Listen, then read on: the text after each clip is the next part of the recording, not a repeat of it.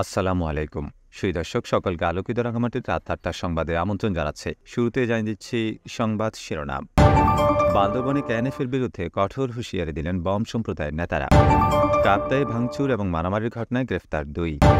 কাপ্তাইয়ে চোলাই মৎস্য যুবক আটক। রাজস্থলী রিসোর্স সেন্টারে ৬ দিনব্যাপী বিষয়ভিত্তিক প্রশিক্ষণ শুরু। সুধী দর্শক, এতক্ষণ শিরোনাম শুনলেন, এবারে বিস্তারিত।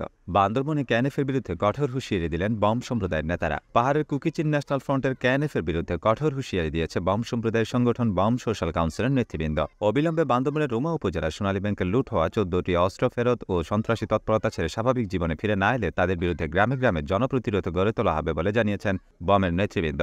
বান্দরবনের শহরের নিউ গুলশান এলাকার বাংলাদেশ খ্রিস্টান চার্চ কার্যালয়ে অনুষ্ঠিত এক সভার পর ভিডিও বার্তায় নেতৃবৃন্দ কেএনএফের প্রতি এই হুঁশিয়ারি বার্তা দিয়েছেন। সবাই অন্যদের মধ্যে উপস্থিত ছিলেন বম সোশ্যাল কাউন্সিলের সভাপতি লাল জারলম বম, সাধারণ সম্পাদক লাল থানতেল বম, বান্দরবান জেলা পরিষদের সদস্য জুয়েল বম সহ বম সম্প্রদায় ও ইয়ং বম অ্যাসোসিয়েশন নেতৃবৃন্দ।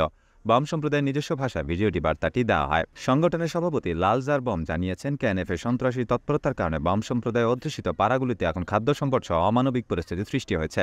সেখানকার লোকজন এখন জুম চাষ করতে পারছে না, বাগান উৎপাদিত ফল বিক্রি করতে পারছে না। অনেকে টিকতে না পেরে ২০০-র বেশি বম সম্প্রদায়ের নারী পুরুষ পার্শ্ববর্তী ভারতের মিজোরামে আশ্রয় নিয়েছে। এই অবস্থায় আমরা কেএনএফের প্রতি আহ্বান জানিয়েছি তারা যাতে অবিলম্বে ব্যাংকের লুট হওয়া ১৪টি অস্ত্র ফেরত দেয়, সন্ত্রাসী তৎপরতা ছেড়ে তারা যাতে স্বাভাবিক জীবনে ফিরে আসে। আর তারা যদি তাদের কর্মকাণ্ড চালিয়ে যায় তবে তাদের বিরুদ্ধে গ্রামে গ্রামে সাধারণ বম সম্প্রদায় প্রতিরোধ গড়ে তুলবে। ইতিমধ্যে ২০০ যুবক প্রতিরোধে অংশ নেওয়ার জন্য প্রস্তুত রয়েছে।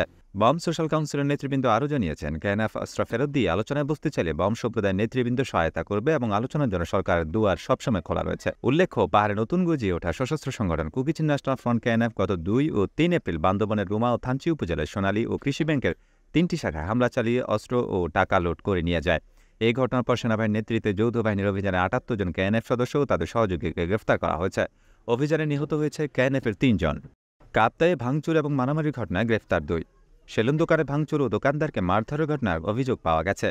ঘটনাটি ঘটেছে গত বৃহস্পতিবার দুপুরে উপজেলা ওয়াগ্গা ইউনিয়নের শিলছড়ি এলাকায়। এই ঘটনায় থানায় একটি মামলা দায়ের করার প্রেক্ষিতে শনিবার ১১ মে বেলা ১১টায় মামলার এজাহার নামীয় জড়িত ২ আসামিকে আটক করেছে কাপ্তাই থানা পুলিশ। আটক আসামিরা আব্দুল শুকুর ও আলমগীর, তারা উভয়ই শিলছড়ি এলাকার বাসিন্দা। মামলার এজাহার সূত্রে জানা গেছে, গত বৃহস্পতিবার বেলা ১১টায় উপজেলার শিলছড়ির সেলুন দোকানদার তরুণ মজুমদারের সেলুন দোকানে আসামিরা যোগসাজশে ব্যাপক ভাঙচুর চালায় এবং দোকানি তরুণকে মারধর করে শরীরের বিভিন্ন স্থানে জখম করে।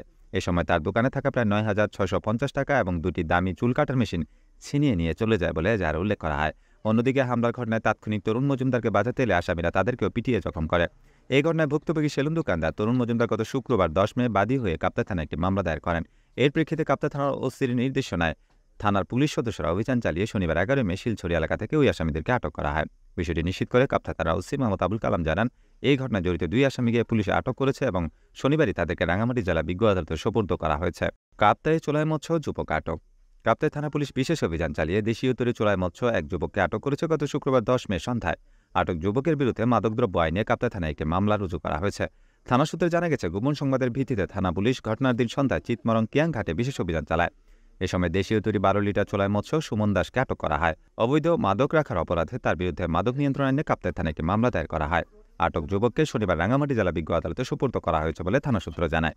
রাজস্থলী রিসোর্স সেন্টারে ৬ দিনব্যাপী বিষয়ভিত্তিক প্রশিক্ষণ শুরু। শনিবার ১১ মে থেকে রাজস্থলী উপজেলা রিসোর্স সেন্টারে শুরু হয়েছে ৬ দিনব্যাপী বিষয়ভিত্তিক ইংরেজি মৌলিক প্রশিক্ষণ। এতে ৩০টি প্রাথমিক বিদ্যালয়ের ৩০ জন প্রধান শিক্ষক এবং সহকারী শিক্ষক অংশ নিচ্ছে। রাজস্থলী উপজেলা রিসোর্স সেন্টার এই মৌলিক প্রশিক্ষণের আয়োজন করে।